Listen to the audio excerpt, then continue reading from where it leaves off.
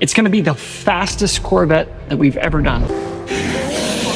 Ladies and gentlemen, it is my pleasure to say the unthinkable has arrived.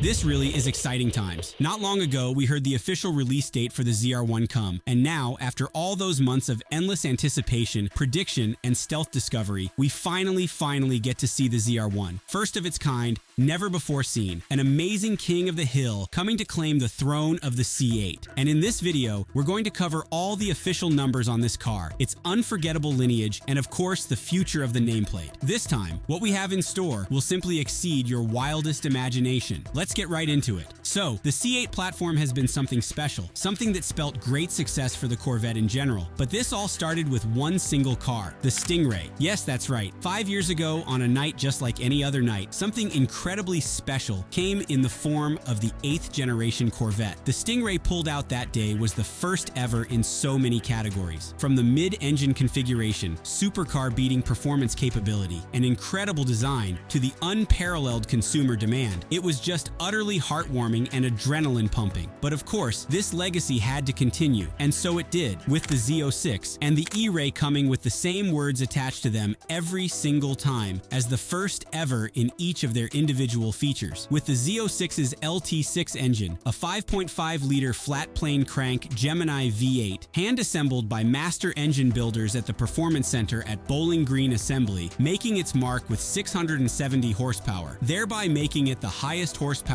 naturally aspirated V8 to ever hit the market in any production car. Then the E-Ray, being one like no other as the first all-wheel drive and electrified Corvette, as well as the fastest Corvette ever at the time. But you see, this is where it gets interesting, because Chevrolet never really stop with these things, do they? Now we're presently with the newest Corvette, the 25 ZR1, which is all about unrelenting power, premium prestige, and refinement. And we can only get the very best as sequel to what was already flawless, challenging the best of the best cars in the world. Just like in the video we saw months earlier, the ZR1 will really be the unthinkable made specially possible. Debuting also is its convertible companion, which only adds to the anticipation to get hold of one, really. Now, what really makes the new ZR1 special? Well, let's say it like Taj Joter, who has been the executive chief engineer of Chevrolet at GM up till now, puts it. For horsepower, we're talking a lot of serious numbers. We're talking as much as 1,064 horsepower. Oh my days. Guys, that is just wild. Personally, I was expecting the numbers, but nothing as high as above 1,000 horsepower. That is insane. And as if this isn't impressive enough, this horsepower numbers come solely with no bonuses. That is, no ethanol, no race gas, no special calibrations, just pump fuel. What it gives is right out of the factory.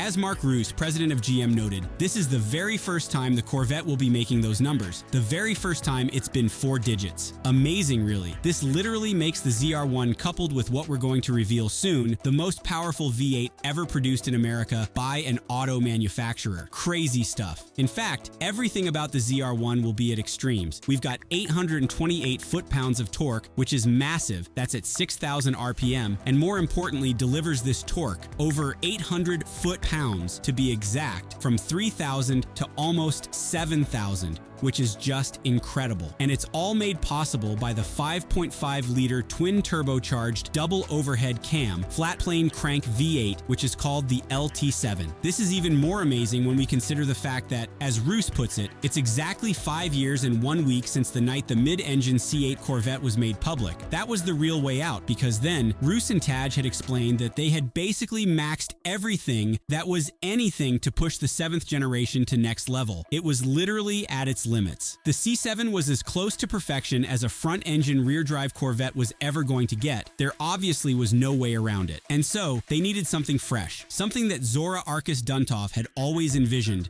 a mid-engine Corvette. That's why on July 28, 2020, it was officially introduced, with the first car being the Stingray. They, Roos and Taj, obviously knew this was only the beginning, as the platform had the potential for handling so much power. And it did come. The Z06, E-Ray, and Stingray. But taking to new heights this platform potential is obviously the king of the hill, the ZR1. By the way, if you think you've gotten any value from this video thus far, please hit the like icon and subscribe to keep getting updates about this car and others as they come. Thank you for doing that. Now, we aren't exactly done with the numbers. You see, some of them are still undergoing testing, but other numbers Taj did mention include the top speed, which sits comfortably at 215 miles per hour, which literally makes it the fastest Corvette ever, taking the crown away from the E-Ray. Quarter mile time came under 10 seconds at a top speed of about 150 miles per hour. That is at least 15 miles per hour higher than any previous Corvette, if we remember correctly, which is also really impressive. Basically, the whole car was upgraded, and anything at all present, big or tiny, has its function or functions even with aesthetic appeal. For example, the aero stuff, which should aid in downforce, aids the overall downforce package to create over 1,200 pounds of downforce at top speed. That is just, oh my god. It's magical. Consider what that does to the car's rear end and how it affects the driving experience. It's truly enchanting. This is especially important for the vehicle's handling attributes on the track. You will feel the magic every single time you drive it. The power, the precision of the steering, the grip, the braking, the downforce, it all comes together perfectly. It's a triumph of vehicle integration, and obviously this car, the ZR1, represents the pinnacle of engineering for Corvette, Chevrolet, and something only GM can achieve. And the most interesting part? It's all done in-house. Every little bit of it. With the C8 architecture, these guys knew that the Stingray had only just started it. The architecture with added power could shine even more, changing the perception of vehicle perception and responsiveness, as no Corvette until the C8 ever felt as comfortable, nimble, yet completely stable. That's what triggered the move for the power in the ZR1. They dared to embed as much as 300 horsepower above prior C8s because they were confident the architecture could handle it. And the LT7 really should take the credit for pushing the boundaries of what any engine architecture can do on this one. Up to 70 years work lessons, with a special focus on the last 5 years, learned and perfected to fit all into one car for us. Thousands of hours of testing, the world's best engineers, fabricators, designers, and of course we, the customers, have been pushing for that next level performance. And now, it stands simply that this car could be placed as contender as best in the world. But of course we could get bored of the car eventually, maybe in a few light years. But for those unlikely folks, GM has still got something up their sleeve. One Taj comments to say more info will come about in the very near future. But for now, stay excited guys. And if you're fortunate enough to get one of these cars, I bet you won't regret it. But if you're still unsure, maybe you need something different. Maybe you need to see something that immediately makes your mind up.